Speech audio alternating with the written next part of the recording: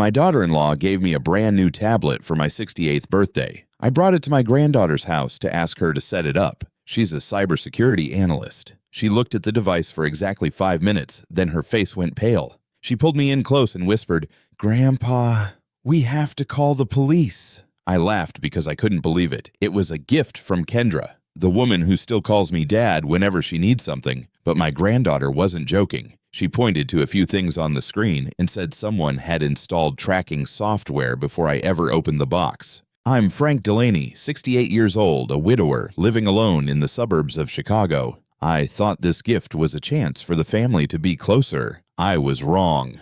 Have you ever looked at someone in your family and wondered, can I still trust anyone? If you have, leave a comment with what city you're watching from and what time it is where you are right now. I hung up after talking to Maya, but my hands were still cold. In my kitchen in Naperville, the tablet lay on the table like a strange fish hauled onto shore. Silent, glossy, harmless. I stared at it for a long time, then at the charging cable coiled neatly beside it. A thin little cord, and yet Maya said it could turn this house into a glass room. My name is Frank Delaney, 68 years old, a widower for 4 years. And I used to think I understood every kind of cruelty life had, the nightly news wars, history classes full of arguments, the day I buried Margaret under the rain. But the feeling of being watched by my own birthday gift was different. It made you ashamed, like you were stupid for being happy. That morning, before everything broke open, my day started like it always did. The coffee maker turned on at 6:45. I put on my old high school sweatshirt. Margaret used to tease me and call it the old teacher's shirt. I opened the curtains and looked at the bare maple trees behind the house. The house was too big for one person, but I was used to the soft creak of wood, used to the emptiness on the sofa where Margaret used to sit folding towels. Kendra came close to noon. She stood on the porch, arms wrapped around a big gift bag. Her smile, careful. I still called her my daughter-in-law, even though my son, Luke, had died 2 years ago in a highway accident. Kendra had sobbed at the funeral, hugged me, and said, "I'll take care of you, Dad." I believed her, because when you've just lost a child, you cling to any promise that sounds like family. "Happy birthday, Dad," Kendra said, stepping into the kitchen as if this were still her home. "I want you to have something more modern." She pulled the tablet out of the box. Brand new, beautifully sealed. It looked expensive. "How much did you spend on this?" I asked. "You deserve it," she replied quickly, then added a sentence as if by accident. "Lately, you've been forgetting little things. With this, it'll be easier for you to keep track of doctor appointments, medications." That sentence landed on the table like a cold coin. I laughed it off. "I forget because I'm old, that's all." Kendra ate lunch with me. She asked about my blood pressure, my sleep, whether I still drove myself to the grocery store. Her voice was sweet, but her cadence sounded like she was checking boxes. When she left, she even turned back to remind me, "Make sure you charge it fully, okay? Tonight I'll call and we'll try a video call." I felt warm. I hate to admit it, but I did feel warm. The feeling that someone was thinking of you, not just remembering you when they needed you to sign paperwork. That afternoon, I fumbled with turning it on. Big screen, clear text. I created an account, set a simple password I thought I could remember. I didn't log into my bank. My old habit was to use a laptop and a notebook, the paper kind of thing Maya liked to tease me about. I just tried opening the news, downloading a reading app. Every time the device asked for permissions, camera, microphone, location, I pressed allow out of reflex because who doesn't press it when they want it to work? That night, I plugged it in to charge. The cable lay stretched across the tabletop, like a thin thread running from the outlet to that cold metal thing.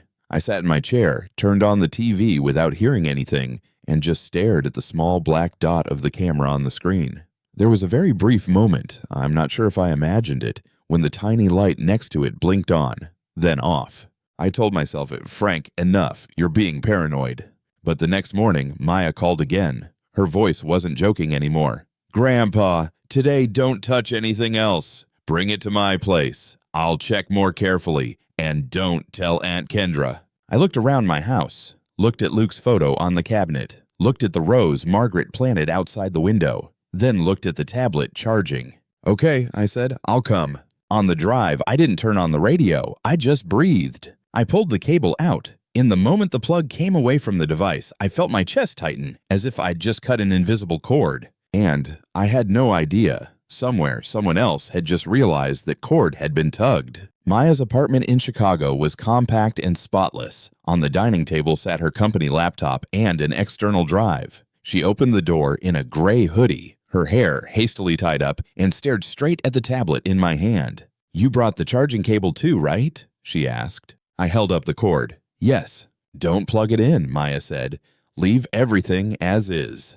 She set the tablet down on the table like she was placing evidence, washed her hands, and only then touched the device. Standing beside her, I felt like I'd wandered into a world with no paper and pen. "You opened the box at home?" Maya asked. "Yeah, Kendra gave it to me. It was still sealed." Maya turned on the screen and flew through the settings so fast I couldn't keep up. 5 minutes passed under the hum of the air conditioner. Then her shoulders tightened. Her face truly went pale. She pulled the screen closer to herself, then looked at me and lowered her voice. "Grandpa, we have to call the police." I laughed on reflex. "Maya, what are you talking about? It's a birthday gift." "Exactly because it's a birthday gift," she replied. "Look." Maya pointed to something I didn't understand, but I understood her next sentence perfectly. "This device was activated before you opened the box. There's an admin account you didn't create." I squinted. "Pre-installed by the store?" "No, this is tracking software, professional grade." Maya spoke slowly, like she was talking to someone in shock. "It can record what you type. It can turn on the mic. It can request camera permission and then use that permission when you don't know." I looked at the cable in my hand. Suddenly, it wasn't just a charger. It looked like a chain. "Kendra wouldn't do that," I said, sounding like I was trying to convince myself. Maya didn't argue. She asked one short question. "Have you logged into your bank on this device yet?" "Thank God, no." Maya exhaled. "Good, but it's still dangerous. You tapped allow for things like camera, mic, location, right?" I stayed silent, because I had. Maya started taking screenshots, recording the serial number, the activation time, a few lines she called logs. She plugged a small device into her laptop and copied data over. I didn't understand the tech, but I understood her posture. Not panicked, just urgent, like someone locking the door after hearing footsteps in the hallway. "What are you doing?" I asked. "Preserving evidence," Maya said. "If they wipe it remotely, we'll still have a copy." "They who?" The question slipped out, and I hated myself for asking it. Maya looked up. There was something in her eyes that turned me cold, controlled fear. "Grandpa, whoever did this wants to know what you have and who you talk to. There's no innocent reason." I swallowed hard. "You really want to call the police?" Maya pulled out her phone. "Yes, and you are not going to call Kendra. No texts, no questions." "But what if it's a mistake?" "Grandpa," Maya cut in, still gentle, "people don't accidentally set up a surveillance system. This is a choice." She called and spoke in short, clear bursts. I only caught fragments. Spyware, remote management, older adult, financial risk, preserve device. They asked questions on the other end. Maya answered like she was filing a report. When she hung up, Maya looked at me. "They'll send someone from the financial crimes unit to meet tomorrow morning." "Where?" I asked. "The nearest station. I'll go with you." She placed her hand on the table right beside the tablet. "Listen to me. From now until we meet them, you go home like normal. Don't change your routine, and if Kendra calls, you pick up. You talk like you don't know anything." I looked at my granddaughter. "You want me to act?" Maya nodded. "It's not acting. It's protecting yourself. Let them believe their trap is still working." I picked up the tablet. It wasn't heavier than it had been that morning, but it felt like I was holding a silent bomb, and I was afraid to go back to my own house. That night, I drove back to Naperville without turning on many lights. I set the tablet on the shelf like placing a knife up high, then went room to room checking windows and locks. Everything was the same. Margaret's chair, the wall clock, the smell of old wood, only the feeling in my chest was different. I started hearing the house breathe. The floorboards' creaks weren't familiar anymore. They sounded like signals. Maya texted, "Leave the device where you normally use it. Don't do anything unusual." I hated that line the most. Don't do anything unusual. Because what was normal for me had now become raw material for someone else to exploit. The next morning, Maya picked me up at 8:15. She didn't say much. She just handed me a small piece of paper with a few lines. "Don't confront. Don't sign anything. Don't admit you know. If they ask, answer briefly. I looked at Maya's handwriting, clean, decisive, and suddenly I felt truly old. We met the police in an administrative building in Chicago, the kind with no movie drama, no sirens, just long hallways and a vending machine. A female investigator stepped out and called my name. She was around 40, hair neatly tied back, a simple button-up shirt, eyes that looked straight through you like a paper cutter. "I'm Ramirez," she said, shaking my hand with a firm grip. "Financial Crimes Unit. Come in." In her office, everything was clean to the point of cold. On the wall hung a few posters about elder fraud and identity theft. Maya placed the tablet on the table like evidence. Ramirez didn't touch it right away. She looked at me first. "Mr. Delaney, do you understand why we're here?" "I only know my granddaughter said there's spyware," I answered. I tried to keep my voice normal. Ramirez nodded. "We'll verify, but I need the bigger picture." She opened her notebook. "Who gave you the device?" "Kendra, my daughter-in-law." "Is she widowed?" Ramirez asked immediately, as if she'd already guessed. I flinched. "Yes, my son died 2 years ago." Ramirez wrote it down, then continued. "Do you live alone?" "Yes." "Do you have significant assets? House, pension, life insurance?" I wanted to push back. I wanted to say, "I'm not rich." But I'd taught history long enough to understand, you don't have to be rich to be robbed. You just have to be easy. "The house is paid off," I said slowly. "A pension, a little 401k, insurance, about 500,000. Ramirez didn't look surprised. She just nodded like someone who'd seen this script 100 times. "Mr. Delaney," she said, "when spyware shows up in a family context, there's almost always a goal, control. And what gets controlled is usually paperwork and money." Maya sat beside me, silent, but her hand rested on my knee as if to remind me, breathe. Ramirez turned to Maya. "Can you summarize the technical side?" Maya spoke briefly and clearly, without showing off. "The device was activated beforehand with an admin profile. There's hidden monitoring software, accessibility level permissions, signs of remote management. Not a manufacturer issue." Ramirez nodded. "That's enough." She looked back at me. "Have you signed any documents lately? Power of attorney? Bank authorizations? Changes to life insurance beneficiaries?" I shook my head. "No, I haven't signed anything." Ramirez picked up the phone, made a few quick internal calls, then set it down. "We'll check, but I want you to prepare yourself for one thing. They may have signed for you." My throat went dry and raw. Who is they? Ramirez didn't answer right away. She asked instead, "Does your daughter-in-law have a boyfriend? A new man?" I remembered a few times Kendra had mentioned the name Derek, vaguely, like a coworker. I'd never met him.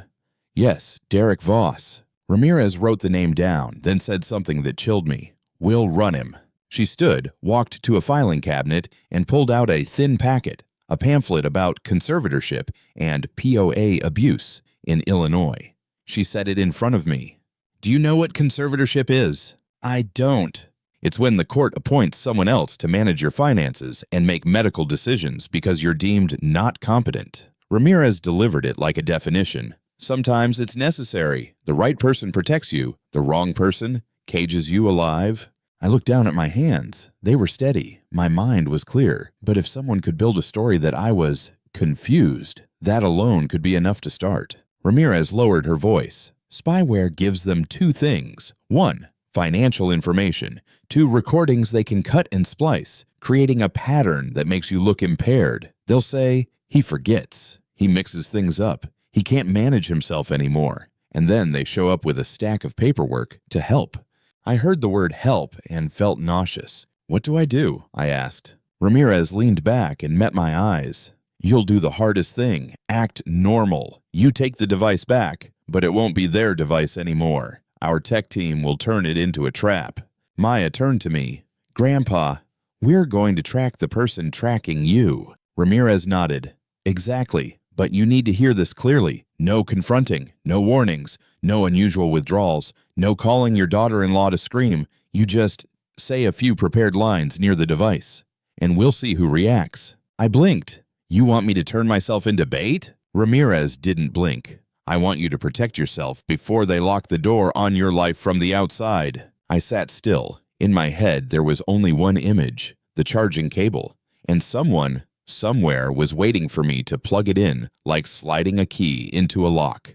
I went home with the tablet Ramirez had allowed me to take back. I didn't know what the tech team had done. Only one thing. From now on, that glossy device was bait. I set it on the kitchen table, right where it had been before, then plugged it in like a habit. The cable lay stretched across the tabletop. I hated having to lie inside my own house, but Ramirez had been blunt. If they were planning to lock the door on my life, I had to hand them a fake key first. I turned on the screen, sat facing the camera, and spoke loudly enough for the microphone to hear, as if I were talking to myself. Lately, I really have been forgetting. Yesterday, I almost forgot to turn off the stove. I paused for a beat. This house is too big. Maybe I should sell it and lighten the load. I swallowed hard, then tossed out the line they wanted most. Maybe I need someone to help manage the paperwork. After that, I shut it off, washed a cup, wiped the table, did everything normal so I wouldn't think. But the humiliation clung to me anyway. Less than 3 hours later, my phone buzzed. Kendra.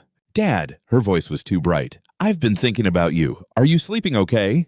I looked at the tablet charging, then let my voice droop. It's okay. I'm old. How are you eating? Are you remembering your meds? She fired questions fast. Have you been getting confused about anything? I forget sometimes, I said. Kendra exhaled like someone carrying a burden. I'm so worried. You being alone is dangerous. And Maya texted me, said you're being influenced by stuff online. Maya hadn't texted her at all. That line blamed my granddaughter and isolated me at the same time. I swallowed the anger. She's just worried. I'll come by this weekend. Kendra softened. I'll bring some paperwork. Get things organized so you don't have to stress. Saturday afternoon, she arrived with a thick folder, kissed my cheek, then scanned the house like she was taking inventory. You've kept everything exactly the same, she said. This place is a lot of work. She spread the papers across the table, assisted living brochures, memory care pricing sheets, pre-printed forms. I made tea, willing my hands not to shake. I've been reading a lot, Kendra said. It's safe there. People remind you about meds, nurses are there. You won't have to worry. I don't need that yet, I said. Dad, she laid her hand over mine. You're forgetting more than you think. Don't you see it? You keep telling the story about Luke every time I come over. I went rigid. I wasn't repeating myself like that. She was building a new story about me, right here at my kitchen table. Then Kendra pulled out a page with a bold title, Durable Power of Attorney. It's just a backup, she said. You're still in control. I only help when needed. Sign this and I'll handle the property taxes, insurance, bills. Who drafted it? I asked. A lawyer friend, Kendra answered quickly, then added like it was nothing. Derek also said we should do it early. Life is unpredictable, Dad. Derek, again. I nodded like I understood, then asked the exact question Ramirez had told me to ask. Does it need to be notarized? Yes, Kendra said immediately. I already scheduled a notary, Tuesday, 10 a.m. I'll take you. Once you sign, it's done. I let out a fake sigh. Let me think about it a little more. Kendra smiled, but her eyes didn't. Don't make this hard on yourself. I'm doing it for you. When she left behind a paper copy with signature lines highlighted in yellow. I closed the door, leaned my back against the wood, and listened to her car fade away. In the kitchen, the tablet kept charging. I texted Maya a single period. Then I called Ramirez and said only one sentence. They set the appointment, Tuesday, 10 a.m. I stared at the cable and understood. The time had been locked in. Tuesday at 10 a.m. they were going to close the door. That night, I didn't sleep. I lay staring at the ceiling, listening to the wind scrape along the door cracks, and for the first time, I was afraid. I was afraid of a normal morning. Tuesday, 10 o'clock. A neat time slot for someone to take my life with ink on paper. On Sunday morning, I went down to the basement. I'd avoided that room since Margaret died. Her filing cabinet was down there, each folder neatly labeled. Insurance, taxes, bills, the deed to the house.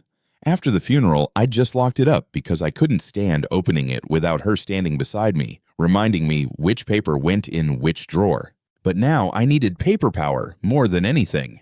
I pulled the bottom drawer open. The smell of old paper and cardboard hit me. I started following Margaret's system exactly, like holding on to a safety line. 2018 to 2020, 2021, 2022.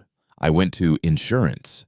And there, inside a plain white envelope without Margaret's handwriting, I found a printed email confirmation for a change to my life insurance beneficiary. My name was at the top. The policy number was correct, but the beneficiary section had only one name, Kendra Delaney. No longer split for Maya or the other kid. No original signature, only a scanned signature image. I sat down hard on the floor. I had never changed it. I had never agreed. I grabbed my phone, photographed every page, sent them to Maya, then to Ramirez. I didn't write a long message. I just sent them and wrote, "Found it." Maya called back immediately. "Grandpa, are you okay?" "I'm okay," I said, but my voice wasn't okay.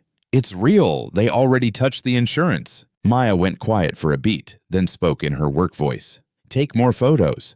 The envelope too, the print date, everything. Don't touch the edges of the paper too much." I kept digging, and I found something worse, a pre-printed capacity evaluation checklist with my name typed at the top. Lines like "forgets often," "difficulty managing daily living," "easily influenced," already marked in pencil like they were preparing for an exam that hadn't happened yet. There was also a blank list for witness statements, like they just needed to fill in a few sentences from neighbors or from Kendra herself. Then, under a stack of utility bills, I found a copy of another POA document. I looked closely. It wasn't like the one Kendra had brought. On this one, besides Kendra's name under agent, there was a small line, alternate agent Derek Voss. My spine went cold. Kendra had never told me Derek could be the backup. That meant, even if she was busy or sick, Derek would still have authority. I called Ramirez. She answered fast. "What did you find?"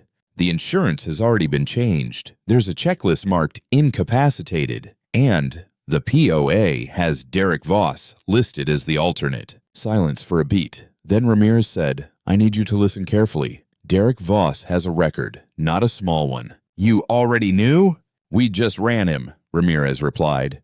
"Illinois isn't the first place. He has a pattern, gets involved with women in debt, turns them into a bridge to family assets. Once the POA is signed, they start moving money, selling the house, isolating the victim." I swallowed hard. "So the tablet is eyes and ears," Ramirez said, "and the pathway. If you logged into your bank on it, they'd request password resets, intercept verification codes, change contact info. But you didn't log in, that's why you're still sitting here." I looked up at the basement ceiling. The fluorescent light flickered slightly. I heard Kendra's voice from yesterday. "I'm doing it for you." Ramirez continued, "Mr. Delaney, we're close to having enough, but we need them to take one more step into the light. Tuesday, 10 a.m., you will go to the appointment. You will sit down. You will let them put the papers in front of you, and you will not sign." I exhaled. What if they get angry? "We'll be there," Ramirez said. "Not flashy, but enough to end it." I looked at the stack of papers Margaret used to keep. Suddenly I could see her as if she were standing beside me, arms crossed, looking at me with that expression that said, "It's time to do this right." I gathered the folders and put them into a separate box. Before I closed the drawer, I noticed a small slip of paper wedged into the back edge, a handwritten note in Kendra's handwriting. Just a few lines, but enough to extinguish the last bit of hope in me. "Tuesday, 10 o'clock. Sign and done. Remember to take him early. Don't let Maya get involved. D says, after POA, move to the capacity evaluation step." I read the words, "Don't let Maya get involved," again and again. They had clearly seen my granddaughter as an obstacle, and they clearly had a next step. I photographed the note, sent it to Ramirez. Then I sat alone in the basement, holding the paper, and for the first time in my life, I realized a signature could feel like a sentence. Tuesday arrived fast, like a knock at the door. I put on my gray coat, buttoning it slowly so my hands wouldn't shake. I carried my wallet and a thin folder. Ramirez had instructed, "Don't bring your whole life with you. Bring enough so they believe you came to sign." The real copies were already with the police and Maya. Kendra was waiting for me outside a small law office with a sign that read, "Estate Planning." She looked radiant, like someone about to receive a gift. "Dad, you're doing so well," she said, then flicked a quick glance around the parking lot. "Come on, once it's done, you'll feel lighter." In the elevator, Kendra stood close to me. "Remember, once you sign, I'll handle everything. You just have to trust me." I said, "Yeah," and let my voice go hoarse to fit the role. The conference room was on the third floor. A wooden table, 3 chairs, the smell of new paper. A man in a gray suit stood up. "Mr. Delaney, I'm Mark Henson. Kendra says you want to put things in order for the future." He set a stack of documents in front of me. Power of attorney, healthcare directive, banking authorization. Each page had a signature line and a place for initials. The pen lay right in the middle like a fishhook. "Just sign here," Henson said. "And here. Kendra will help you." I picked up the pen. My hand was steady. I held it hovering for a beat, then set it down. "Before I sign," I said, "I want to ask one thing. Why did the tablet Kendra gave me have tracking software on it before I ever opened the box?" Kendra's smile froze. "Dad, you're confused again." "I'm not confused," I said, each word clear. "And I also want to ask why my life insurance beneficiary was changed, and why this document has Derek Voss listed as the alternate." Henson blinked. "I didn't know." Kendra's voice jumped higher. "Maya, put this in your head. That girl always thinks everyone is a hacker." The door opened. Ramirez stepped in, followed by 2 uniformed officers and an APS worker holding a clipboard. The room went instantly silent. "Kendra Delaney," Ramirez said, "you are being detained for investigation of forged signatures, conspiracy to misappropriate an older adult's assets, and illegal eavesdropping." Kendra shot to her feet, her chair tipping backward. "No, Dad, say something. This is a misunderstanding." I looked at her. I didn't yell. "If it was a misunderstanding," I said, "you wouldn't have needed me to sign in a rush, and you wouldn't have needed to track me inside my own house." Kendra turned to Henson, panicked. Henson backed away, face pale. Ramirez produced the order. "Mr. Henson, you will cooperate." Then she asked sharply, "Where is Derek Voss?" The APS worker glanced at her phone. "He just left the elevator." One officer bolted out. Footsteps echoed down the hallway. Kendra started crying, but the tears came late. "I'm in debt. I didn't want to lose everything." "You could have asked," I said. "You chose to sign for me." Ramirez signaled. The handcuffs closed. Kendra was let out. When the door shut, I was still sitting in front of the unsigned stack of papers and the innocent pen. I exhaled like I'd just survived a wave. Ramirez leaned down. "You unclean, Mr. Delaney." I nodded, but my chest ached like something had been carved out. Winning clean doesn't heal the wound. It just keeps me free. I left the building by the stairs as if my feet needed to touch each step to believe it was real. Out in the parking lot, Ramirez handed me a phone. "Use this for anything important. Don't use the old device for banking anymore," she said. I nodded. My hand still carried the feeling of that pen from earlier, the thing that almost turned me into someone managed inside my own life. Derek was arrested in the first-floor hallway. I didn't see it, but Ramirez said he tried to bolt for the back exit. I didn't feel satisfied. I only felt a cold sadness. I had let a stranger enter my family through a door labeled daughter-in-law. The weeks that followed were about cleaning up my life. Maya came every Wednesday night, bringing her laptop and the patience of the young. She changed passwords, turned on 2-factor authentication, set up transaction alerts, then did a credit freeze for me. She changed recovery emails, reviewed every account. Watching her, I blamed myself. I had taught history to thousands of students, but I had been careless in my own era. Ramirez stopped by the house once to file a safety report. They asked neighbors about the confusion story Kendra had been whispering. Luckily, Donna next door said bluntly, "Frank still goes grocery shopping, still fixes leaky faucets." That one sentence alone was enough to pull me back from the pit of being smeared. The case moved fast because the evidence was clear. The tracking device, the POA paperwork with Derek's name on it, the insurance email change, and the handwritten note. Derek was charged with illegal eavesdropping and conspiracy to misappropriate an older adult's assets. Kendra was barred from contacting me. Her lawyer talked about hardship. I listened, but I didn't soften. Hardship doesn't give anyone permission to steal someone else's freedom. I changed my life insurance beneficiary, split it among the grandchildren, and set up a small education fund. I rewrote my will, adding a clause. Any financial support, if any, would only be paid directly to bills, no cash transfers. I installed cameras at the front and back doors so I could sleep. On my 69th birthday, I didn't accept gifts. I bought myself a radio and sat on the porch. Maya called and asked what I was eating, how I was sleeping. I said, "I'm still hurting, but I'm still free." She replied, "That's a win." If my story made your throat tighten, remember a few warning signs. An unusually expensive tech gift, a family member suddenly asking detailed questions about your accounts, them repeating that you forget a lot, and them pressuring you to sign quickly. Have you ever been pushed by someone in your own home using the line, "It's for your own good"? Leave a comment with what city you're watching from and what time it is where you are right now.